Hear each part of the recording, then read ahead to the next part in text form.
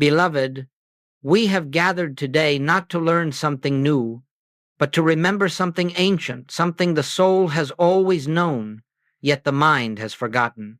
For thousands of years, humanity has been praying, pleading, begging for help, and yet the world remains filled with fear, illness, conflict, and lack. This alone tells us something.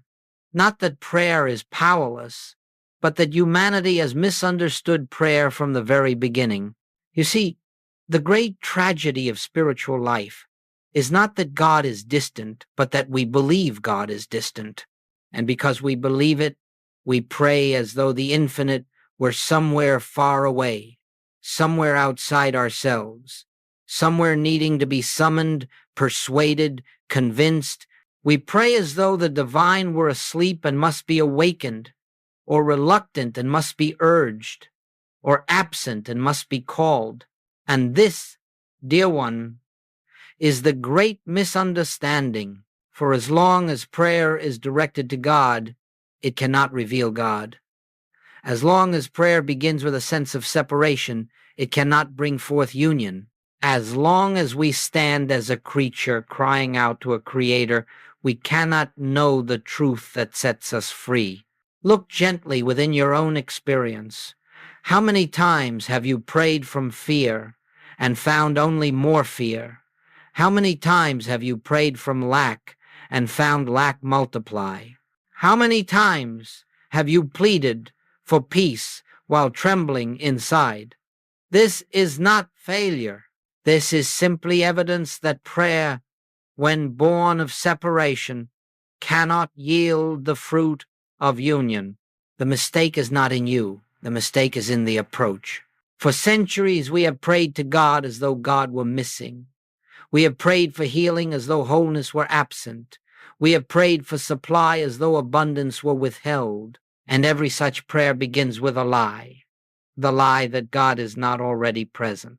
No matter how sincere your words, no matter how fervent your wish, if the premise of your prayer is separation, the conclusion must be emptiness. This is why so many prayers seem unanswered, not because God has withheld anything, but because we have prayed from a false starting point. You cannot reach God through the consciousness that believes God is absent.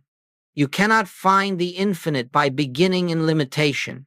You cannot rise into truth while anchored in fear. My beloved friends, hear this with a quiet heart. Prayer is not an attempt to reach God. Prayer is the recognition that God is already here. If God is infinite presence, then where could it be but here? If God is the life of your life, then how could it be apart from you?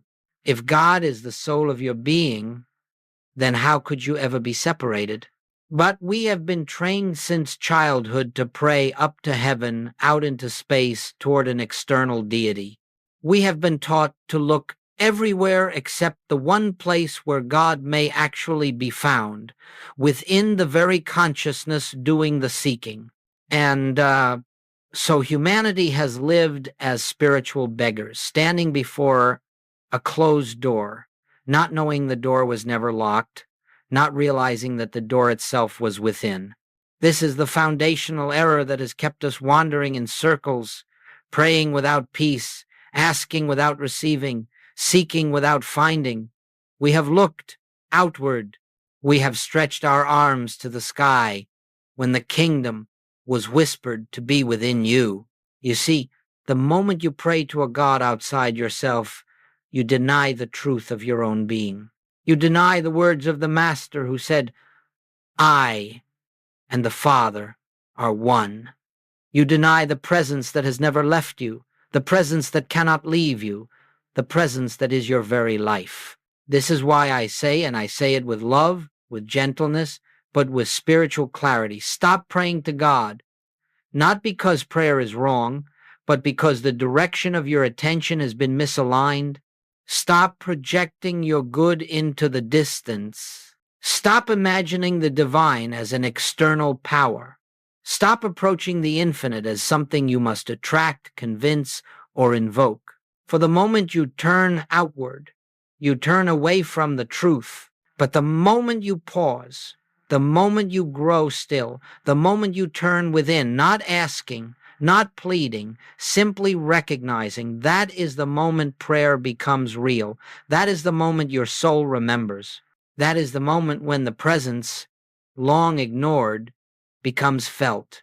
So let this be the beginning of our journey together, a gentle, sincere acknowledgement that the God you have been seeking is the God that has never left you.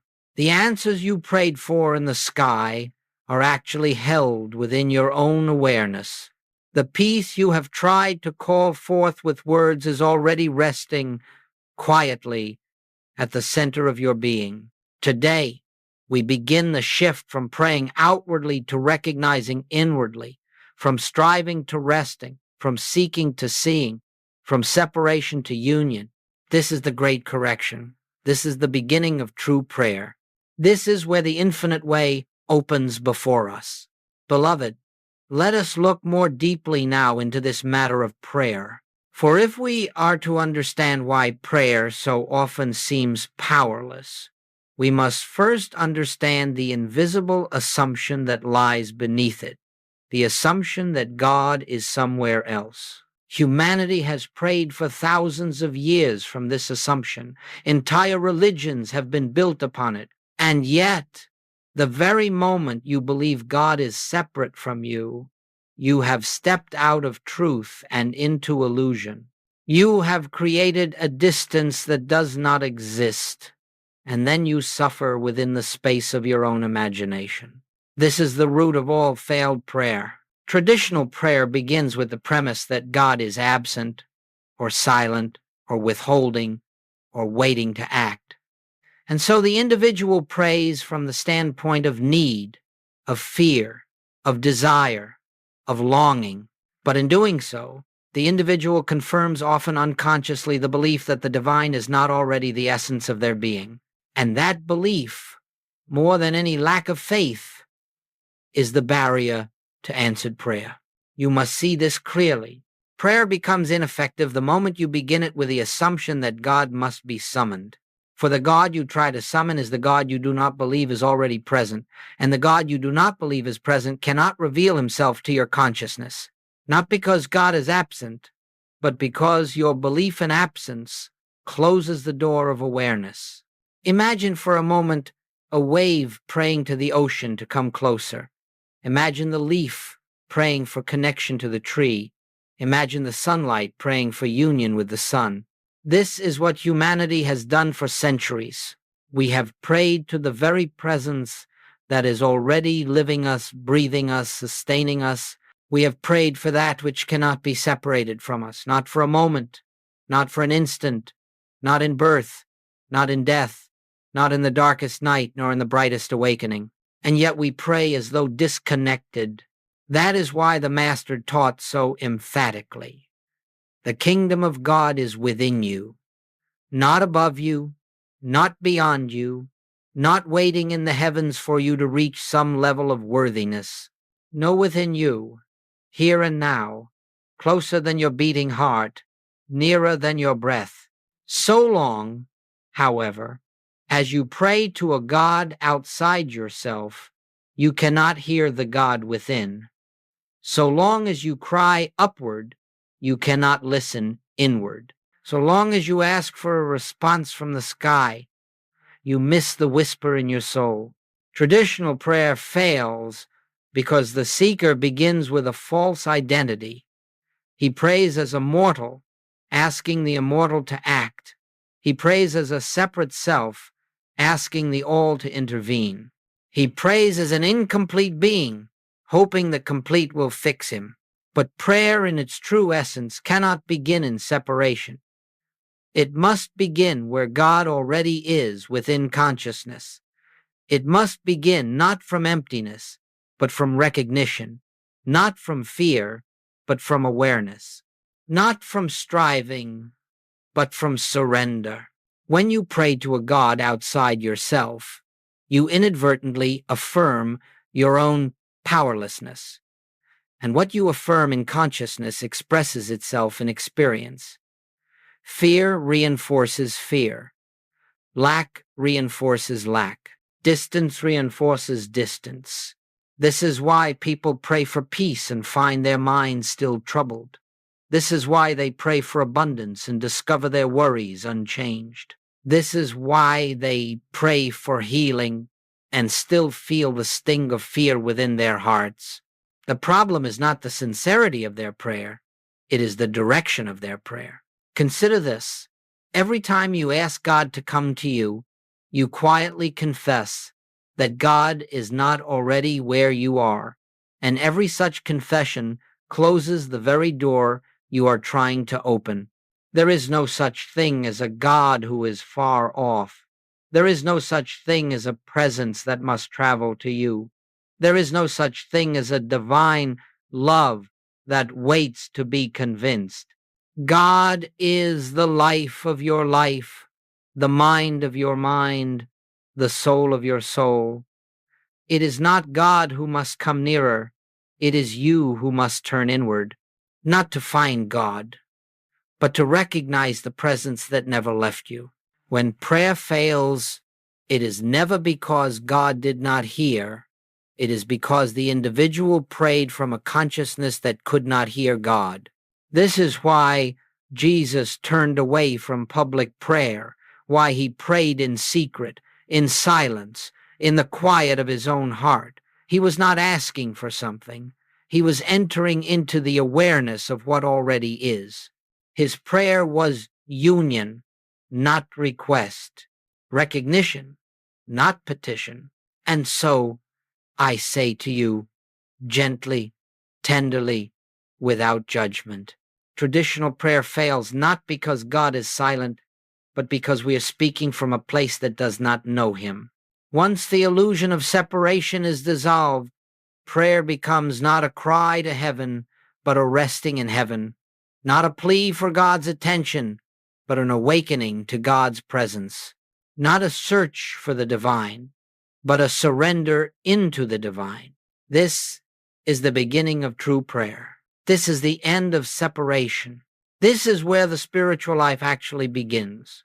Beloved, there comes a moment in every sincere seeker's path when the old way simply no longer works, when the prayers we once trusted feel empty, when the formulas we repeated bring no peace, when the God we have sought outside ourselves refuses to appear because we are seeking where he cannot be found. When this moment comes, you stand at a spiritual crossroads. And if you listen not with the mind, but with the depths of your being, you will hear a quiet invitation to turn, not outward, but inward. This turning is the beginning of true prayer. It is the moment the soul awakens, the moment the illusion of separation begins to dissolve.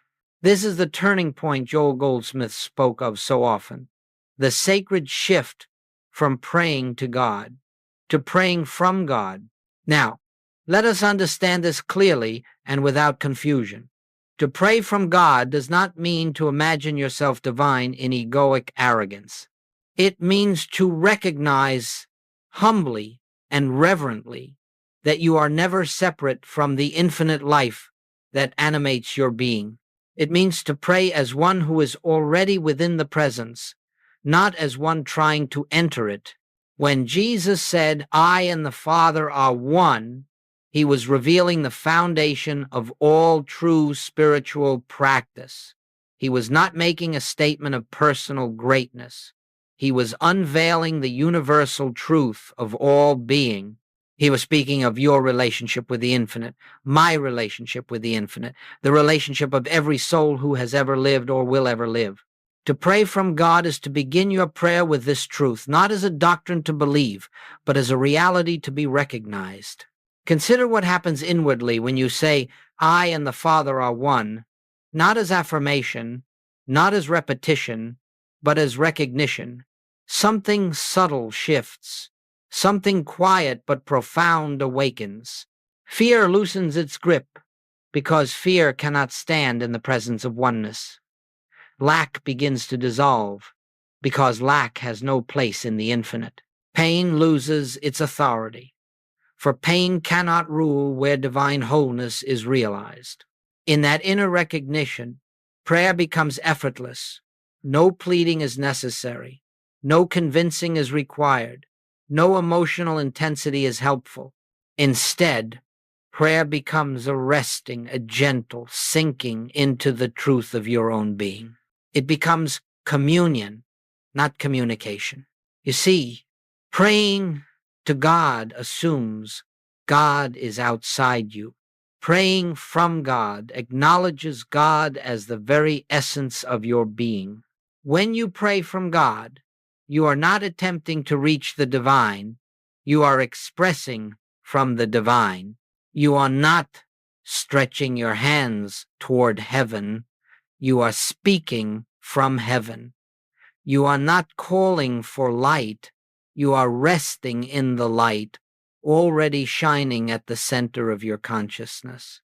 This is why Goldsmith taught that the highest prayer is silent. For what could words add to the presence? How could language improve upon the infinite? When you pray from God, there is nothing to say because there is nothing to add to completeness. To pray from God is to shift from I need to God is, from give me to I rest in, from come to me to I and the Father are one. This is not an intellectual shift. It is a spiritual one. It is not a change of thought.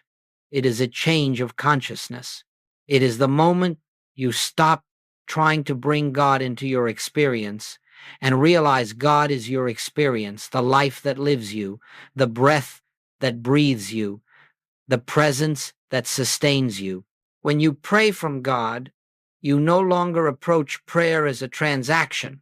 You approach it as recognition of the infinite invisible, the divine presence that cannot be seen with the eyes yet is more real than anything the senses can detect. There is no distance to cross. There is no separation to heal. There is no God to attract. There is only the unveiling of what already is. This is the meaning of mystical prayer. This is the heart of the infinite way. This is the turning point from which your entire life begins to shift, not through effort, but through awareness, not through striving, but through surrender, not through seeking, but through seeing. And so, dear one, when you enter prayer today, do not begin with what you think you lack. Do not begin with what you fear. Do not begin with the problem. Begin with God. Begin with presence. Begin with the truth that must be recognized before anything can be revealed. I and the Father are one. The presence is here.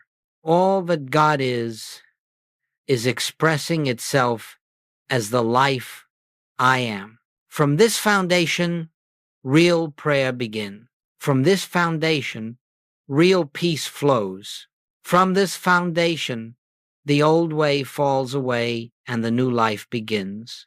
Beloved, now that we understand the turning from praying to God toward praying from God, we must enter into the very heart of the infinite way, the practice of recognition, not affirmation, not imagination, not concentration, recognition. For all spiritual unfolding begins with one simple truth.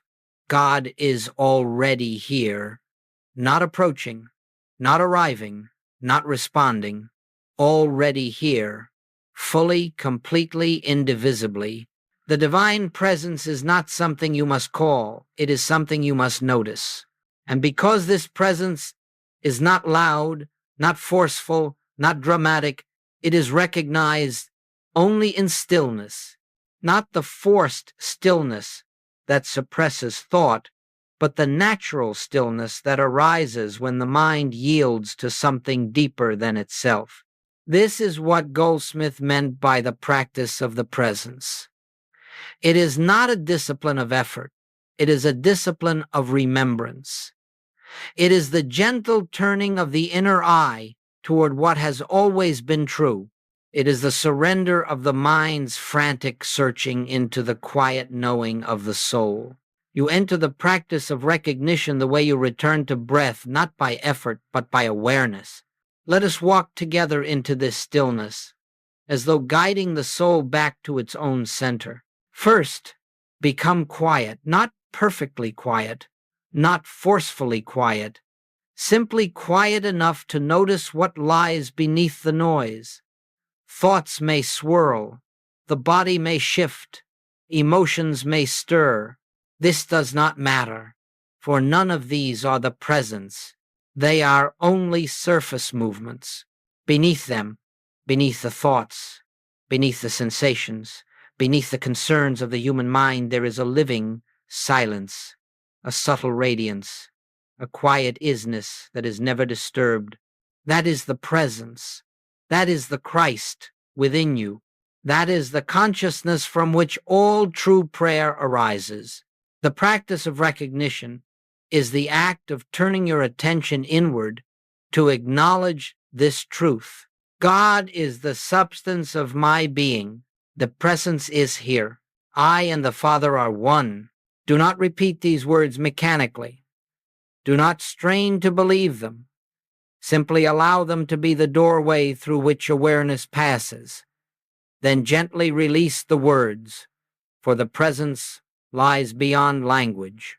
In this inner turning, something shifts, not always dramatically, not always immediately, but inevitably.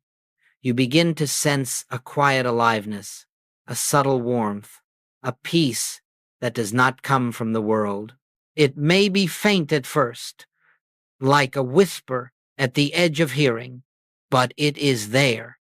This is the presence announcing itself. And in this moment of recognition, prayer has already begun. For prayer is not your words to God, it is your awareness of God. Prayer is not petition, it is perception. Prayer is not asking, it is seeing. When you recognize the presence, you step out of the world of appearances and into the realm of reality. You step out of fear and into peace. You step out of human limitation and into divine assurance. This is why Goldsmith insisted that you begin every day not with plans, not with concerns, not with tasks, but with recognition. For if you begin the day in recognition, the day unfolds in harmony. But if you begin from the mind's anxious activity, the day unfolds in confusion. A single moment of recognition is more powerful than hours of affirmations. One breath of awareness carries more spiritual potency than 1,000 spoken prayers.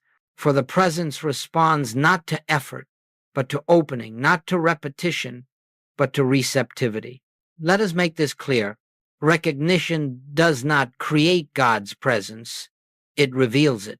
Recognition does not summon the divine, it uncovers the divine already here. You cannot create what already exists. You cannot summon what is already present. You cannot awaken what has never slept, but you can recognize what your mind has overlooked. You can yield to what your heart already knows.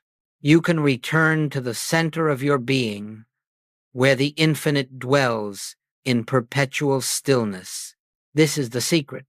This is the practice. This is the way. When worry arises, return to recognition. When fear whispers, return to recognition. When challenges appear, return to recognition. When blessings come, remain in recognition. Recognition becomes the thread that weaves your life into harmony. Over time, this practice becomes natural, effortless, uncontrived. You find yourself turning within spontaneously. You find the presence meeting you before you even call. You find peace arising in moments where old patterns once produced panic. You find solutions unfolding without struggle.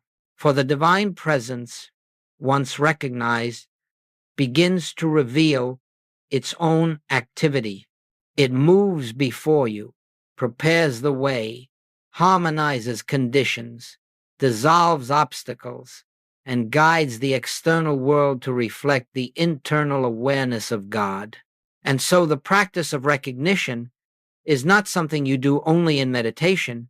It becomes the atmosphere in which you live, a silent awareness beneath every thought, a constant quiet knowing. God is here. God is my life. God is the reality of all being. This is the entrance into the kingdom. This is the doorway to spiritual realization. This is the foundation upon which all true unfoldment rests. Beloved, when you begin to recognize the presence within, when you sense, even faintly, the quiet reality of God as your very life, a new way of living opens before you. It is not a path of effort. It is not a path of striving. It is not a path of manipulating conditions or wrestling with circumstances. It is the path of living from God rather than living from fear, from lack, or from the human mind's endless attempts to fix life. You see, the mind has been trained to be a problem solver from morning until night. It analyzes, measures, worries, plans, strategizes, tries to improve, tries to control. The mind imagines that harmony comes from effort, that order comes from manipulation, that safety comes from vigilance. And so it works tirelessly, yet the more it works, the more problems multiply. Why? Because the mind is trying to solve problems it created through the belief in separation. Every problem is born of the belief that you are a self apart from God. Every fear arises from the belief that you are living life alone. Every struggle emerges from the belief that you must achieve through personal power what only divine presence can unfold. And so long as you identify as the one who must fix everything, you will remain trapped in the world of problems. For the self that tries to solve problems is the very self that perceives them. This is why Goldsmith taught that spiritual living begins when problem-solving ends, not the solving of problems themselves, but the habitual trying to solve them through personal power. You cannot live from God and live from fear simultaneously. You cannot live from divine presence and remain devoted to human control. You must choose your foundation. Living from God means recognizing that there is one life, one presence, one power flowing through all existence, and that this one is the very essence of your being. It means trusting that the same intelligence that governs the universe can govern your individual experience. It means laying down the heavy burden of personal responsibility and allowing the divine activity within you to unfold harmony without interference. This does not mean neglecting your duties. It does not mean ignoring your worldly affairs. It does not mean adopting a passive or irresponsible approach. No, quite the opposite. It means acting from clarity instead of confusion, from peace instead of fear, from guidance instead of guesswork. When you live from God, you act, but your action is inspired rather than anxious, effortless rather than strained. You will discover something extraordinary. When you stop trying to fix life, life fixes itself through the activity of the presence. This is not a metaphor. It is spiritual law. The outer world reorganizes around the consciousness that knows God, is its source and substance. Harmony appears not because you forced it, but because you stopped obstructing it.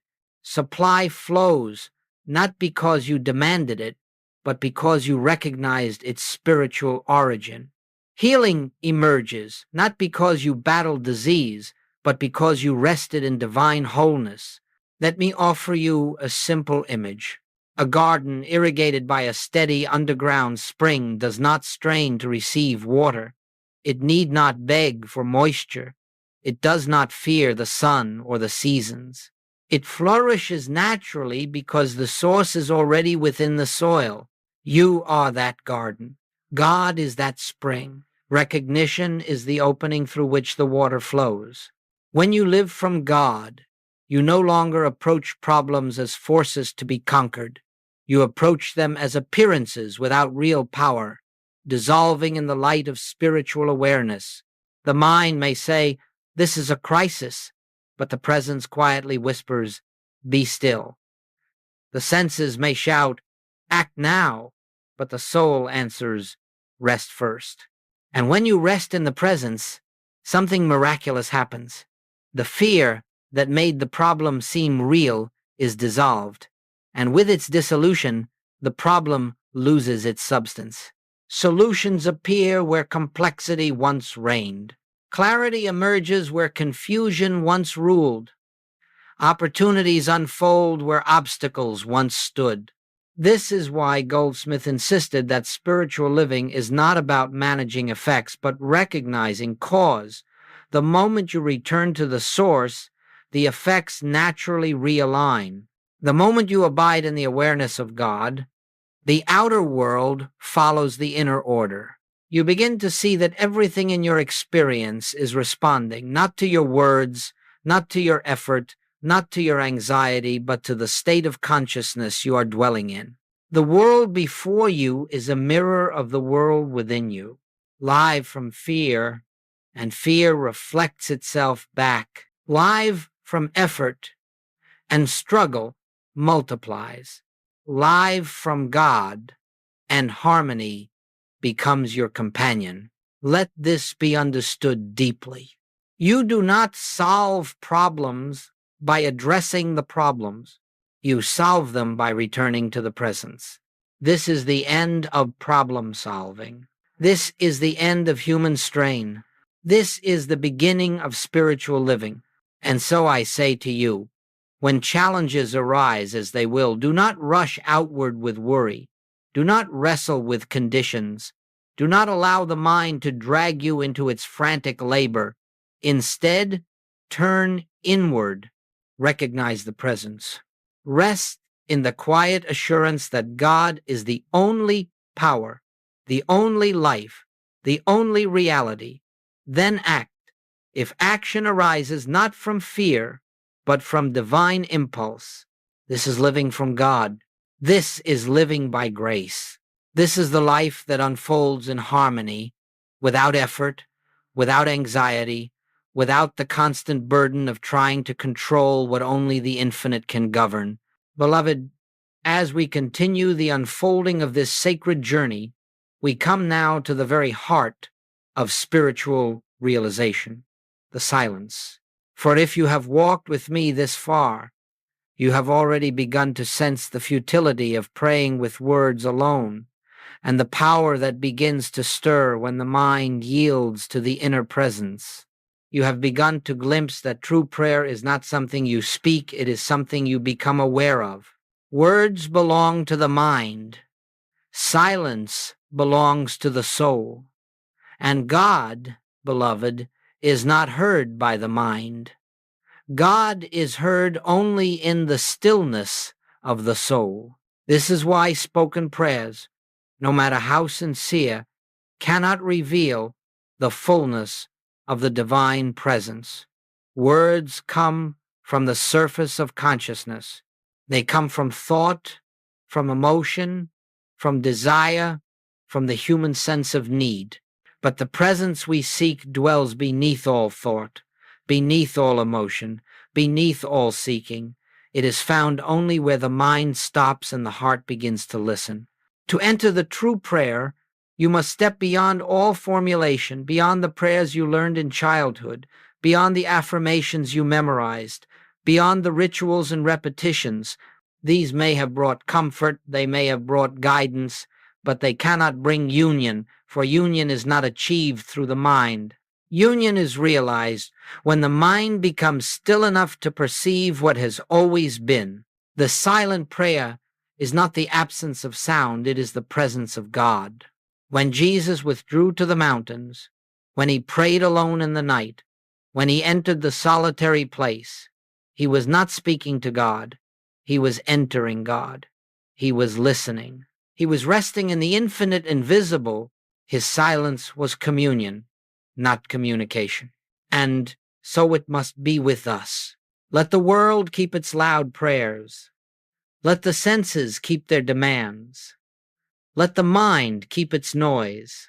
You, beloved, enter the silence, not to escape the world, but to reveal the reality that governs the world. The silent prayer begins with recognition. The presence is here, not far off, not approaching, here closer than breath, deeper than thought, more intimate than your own sense of self. As you rest in this awareness, thoughts may come, let them pass. Emotions may arise, let them drift. Memories may surface, let them go. Do not resist them, do not chase them. You are not trying to empty the mind. You are learning to see through it. Imagine sitting beside a river. The water flows, leaves pass, twigs drift. You do not try to stop the river. You simply observe, unmoved. In the same way, in the silence, thoughts are the river. The mind flows. But your attention is resting in the presence beneath all movement. Eventually, something subtle happens. You become aware of an inner quiet, not a forced quiet, not a disciplined quiet, but a natural quiet, as though something in you has finally exhaled. In that quiet, you feel a gentle peace, not created, not imagined, simply felt. It arises by itself, because it has always been there. This peace is the beginning of communion. It is not emotional, it is not physical, it is not mental, it is spiritual. It is the soul recognizing its own source. It is the beginning of the merging of the visible with the invisible, the finite with the infinite, the seeker with the sought. And then, in that peace, something even more mysterious happens. You become aware of a presence, not separate from you, not above you, not greater than you, but the very essence of your being. You cannot describe it, you cannot define it, you cannot explain it, but you know it, and its knowing fills you, surrounds you, enfolds you. This is God as felt presence. This is the Christ realized within. This is the heart of the silent prayer. You are no longer praying to God. You are no longer speaking to God. You are no longer seeking God. You are resting in God. You are being lived by God. You are allowing the infinite to reveal itself as your own consciousness. This is the prayer that heals without words. This is the prayer that guides without commands. This is the prayer that supplies without requests. This is the prayer that transforms without effort. This is the prayer that dissolves fear, not because you banished it, but because fear cannot exist in the presence of the real. When you enter the silent prayer, you are entering communion union with the source. Communion is not achieved by volume, not by intensity, not by pleading, but by quiet recognition. Silence is not empty. Silence is full. It is full of God. It is full of truth. It is full of the infinite invisible. The human mind cannot comprehend this. It asks, but what do I do? What do I say? How do I know it is working? Beloved, you do nothing. You say nothing. You simply listen, not with ears, but with your being. You simply rest, not in passivity, but in awareness. You simply abide in the presence, and the presence does the work. For it is the Father within me that doeth the works, not the mind, not the body, not the ego, the presence. When you touch this silence, even for a moment, you have entered the true prayer, and that moment does more for your life, your health, your supply, your relationships, your understanding, than months of verbal petition, for silence is the language of God. Beloved, When you begin to pray from God, when prayer shifts from petition to recognition, from striving to resting, from words to silence, your entire life undergoes a transformation so deep, so subtle, and yet so unmistakably real that you cannot help but see the hand of the infinite moving through every facet of experience. This transformation does not come all at once. It does not arrive with thunder, nor does it announce itself with noise or spectacle. It emerges the way dawn emerges, gradual, certain, inevitable, until you look around and realize that the darkness you once feared has quietly dissolved into light, and it all begins within. For when prayer arises from the recognition that God is already the life of your life, the mind softens, the heart opens, and the soul finds its resting place. And from this inner foundation, your outer world reshapes itself without your manipulation, without your strain, without your constant interference. Let us look gently at how life begins to change. First, you notice that fear loses its authority. Problems that once terrified you no longer hold the same weight. It is not that challenges disappear, it is that they no longer appear as threats. You begin to see them as shadows cast by the mind, powerless to disturb the presence that lives within you. You find yourself responding to life instead of reacting to it. Waves that once overwhelmed you now pass without pulling you under. Second, you discover clarity where confusion once ruled. When you pray from God, decisions no longer come from worry, pressure, or mental calculation. They arise from a quiet knowing, a gentle inner impulse that guides you more surely than logic ever could. You act from peace, not anxiety. You move from intuition, not fear. You walk through life with the quiet assurance that the infinite is directing your steps. Third, relationships begin to shift. When you no longer look to others to complete you, approve of you, or rescue you, you approach them from fullness rather than need. You see beyond their behavior into their true identity, the same divine presence expressed in another form. This recognition dissolves conflict at its root. People respond differently to you. Love becomes natural. Forgiveness becomes effortless. You no longer carry burdens or resentments, for you no longer believe the illusion of separation. Fourth, your sense of supply transforms. When you live from God, you stop believing that money, people, or circumstances are your source. You no longer chase security in outer forms.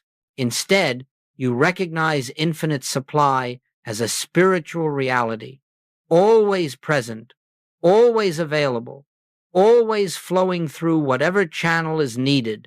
And as you rest in this truth, external channels appear effortlessly, unexpected income, new opportunities, harmonious solutions. You discover that supply is not something you earn. It is something that unfolds through consciousness. Fifth, healing becomes natural. When you stop trying to fix the body and begin recognizing your true identity as spiritual being, the body begins to respond to the harmony of the presence within. For the body is not the cause of illness, consciousness is. And as your consciousness becomes filled with peace, love, and recognition of divine wholeness, the body reflects this inner truth. Healing may come quickly or gradually, but it comes not through force, but through spiritual alignment. Sixth, time loses its oppressive weight. You stop feeling rushed, behind, overwhelmed. You no longer fight the clock, for you have stepped into the timeless realm of the spirit. Things unfold when they need to unfold. You discover that when you live from presence, there is always enough time, enough energy, enough space for what is truly yours to do. You enter the rhythm of grace rather than the pressure of urgency. Seventh, and most profound of all, is the birth of inner peace, a peace not dependent on conditions, not dependent on outcomes, not dependent on anything external. This peace is the unmistakable sign that you are living from God. It arises not because life has become perfect, but because you have stopped seeking perfection in the world. You have found the center. You have discovered the kingdom within. This peace travels with you. It walks before you. It fills the spaces between your thoughts. It holds you in moments where old habits would have created fear. It becomes the foundation upon which you stand, the atmosphere in which you live, the state of consciousness out of which your entire life unfolds. You see, beloved, when you pray from God, when you live in recognition of the divine presence, the world cannot help but reflect that recognition. Outer changes are not the goal. They are the inevitable consequence of inner realization. You are no longer living as a human trying to reach God. You are living as one who knows God is the very ground of your being. And because God is the cause, the effect, your life must reveal harmony. This is the mystery. This is the miracle. This is the natural result of praying from the presence. Beloved, if you have journeyed with me through these understandings, you are now ready for something sacred, not the theory of prayer, not the idea of communion, but the actual experience of resting in the presence. For spiritual truth is not fully grasped when heard. It is known when lived, when felt, when entered. And so, in this moment, let us step gently together into the silent prayer as it was practiced by the mystics, by those who touched the infinite and found it within themselves. We do not do this as ritual, nor as technique, nor as spiritual effort. We do this as recognition. The presence is already here. We are not calling God to come. We are turning our attention to what is. Let us begin. Be very still, not outwardly only, but inwardly. Let the mind soften. Let the breath slow. Do not attempt to stop thought. Let everything be exactly as it is. And now, gently, without strain, let one simple awareness dawn in your heart. God is here, not far away, not someday, not descending from above, here, as the very life within you. Do not try to feel it. Do not try to imagine it. Simply acknowledge it. God is here. This presence is the reality of my being. Stay with this. No words needed beyond this recognition. No effort needed beyond this awareness. Let the mind wander if it wishes. Let thoughts pass like birds crossing a wide, open sky. The sky is not concerned with the birds. You are not concerned with the thoughts. Now, turn your attention not to something, but from something, from the outer world, from the senses, from the mind's concerns. Withdraw inwardly, the way a wave withdraws into the ocean before rising again. You are not withdrawing from life. You are withdrawing from illusion. You are entering the deep place where the infinite dwells. Be still. Be very still. Now, gently become aware of something subtle, something quiet, something alive. A presence, a stillness, a peace, a living silence. It is not your peace. It is not your silence. It is not your presence. It is the presence, the same presence that sustained the prophets, that illumined the mystics, that strengthened Jesus in the wilderness, that whispered to Elijah, not in the storm, nor the earthquake, nor the fire, but in the still small voice. Do not try to hear that voice. Simply recognize that it is here. Now rest. Rest in this awareness. The Father within me is the life, the intelligence, the substance of all being. Let this awareness sink beneath thought. Let it settle into the depth of your being. Let it hold you. You do not need to reach God. God is already the center of your consciousness. You do not need to think your way into truth. Truth is revealing itself from within. Now notice something. The sense of me begins to soften. The sense of I begins to expand. The boundaries of your being begin to dissolve. You feel not emotionally, but spiritually that you are resting in something vast, something infinite, something that is not separate from you, but includes you.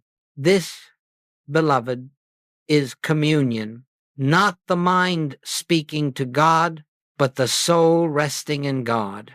Now, simply remain in this silence for a moment longer. No words, no desire, no seeking, only presence, only God. And now, slowly, without breaking the silence inwardly, let your awareness return to the room, to the body, to the breath, but do not leave the presence. Bring the presence with you. Let it surround your thoughts. Let it infuse your senses. Let it follow you like a soft glow around your being. This is the essence of spiritual practice. Not hours of technique, not formulas, not words, but recognition. This is the prayer that heals. This is the prayer that guides. This is the prayer that opens the way before you without struggle. This is the prayer Jesus lived. Do you see now? You have not learned to pray. You have returned to what prayer truly is. Not talking to God, but resting in God. Not thinking truth, but beholding truth. This is the infinite way. This is the silent communion. This is the life that unfolds from the center. This is the beginning of your transformation. Beloved, as we come to the close of this sacred unfolding, let us understand something essential. A spiritual teaching does not end when the words end. A teaching like this does not culminate in knowledge or in theory or in inspiration alone. A spiritual teaching becomes alive only when you live it, when the truth ceases to be a concept and becomes your atmosphere, your foundation, your daily breath. Everything we have explored together, every recognition, every silence, every turning within, is not meant for a moment of upliftment, but for a lifetime of remembrance. For the presence we have touched is not a momentary visitor. It is your own being. It is the center from which your life is meant to unfold. When you leave this teaching, do not leave the presence. When you return to your responsibilities, do not return alone. When you move back into the world of form, do so with a quiet awareness that the invisible walks with you, within you, as you. This is the secret of all spiritual realization. God goes before you because God is in you. The purpose of these moments together has not been to give you something new, but to unveil what has always been yours. You have not been given a method. You have been shown a way of being. You have not been taught what to say to God. You have learned how to listen. You have not discovered a higher power outside yourself. You have discovered the divine presence that is yourself. And so I leave you with this gentle truth. You do not need long hours of meditation. You do not need perfect concentration. You do not need spiritual eloquence or metaphysical mastery. What you need, what all of us need, is remembrance. One moment of recognition is enough to open the door. One pause in the midst of worry is enough to shift your reality. One breath in which you say, "The presence is here," is enough to dissolve fear. One silent acknowledgement of the Christ within you can change the direction of an entire day. This journey is not about quantity. It is about sincerity. It is about consistency. It is about a heart turned inward instead of outward. Let the world keep its noise. Let the mind keep its chatter. Let the senses keep their appearances. You remember the presence. In the morning, before the world speaks, let the inner voice be heard first. Throughout the day, let small pauses become the altar where you return to God. In moments of difficulty, let the silent prayer become your refuge. In moments of joy, let gratitude arise, not for the gift, but for the giver. And when night comes, let your last thought be the same as your first. God is here. I am never separate. The Father within is the life, the light, the substance of all being. If you live this even imperfectly, even simply, even quietly, your life will unfold in ways beyond your imagining. Not always with dramatic miracles, but with grace, with harmony, with right activity, with inner fulfillment, with a peace that does not come and go but becomes your abiding home. The purpose of prayer is not to change God's will. It is to reveal God's presence. It is to awaken you to the truth that what you have been seeking is the very essence of your being. Remember this, beloved. The transformation does not happen because you have listened to these words. The transformation happens because something within you responded to them, something ancient, something eternal, something divine. That something is the Christ within. That something is the presence we have spoken of. That something is the kingdom you have been seeking, and it is yours, now, always, forever. So walk gently into your life with this awareness. Let your steps be guided by stillness. Let your decisions arise from peace. Let your actions be expressions of love, and let your days unfold in the rhythm of God's grace. The teaching is not ending here. It is beginning now in you as you, through you, carry the presence with you, carry the silence with you, carry the kingdom within you. And wherever you go, God goes. Wherever you stand, God stands. Whatever you face, God faces with you. For God is the life you live, the light you shine, the consciousness you are. Beloved, live this truth, and your entire world will bear witness to the glory of the invisible, made visible through you.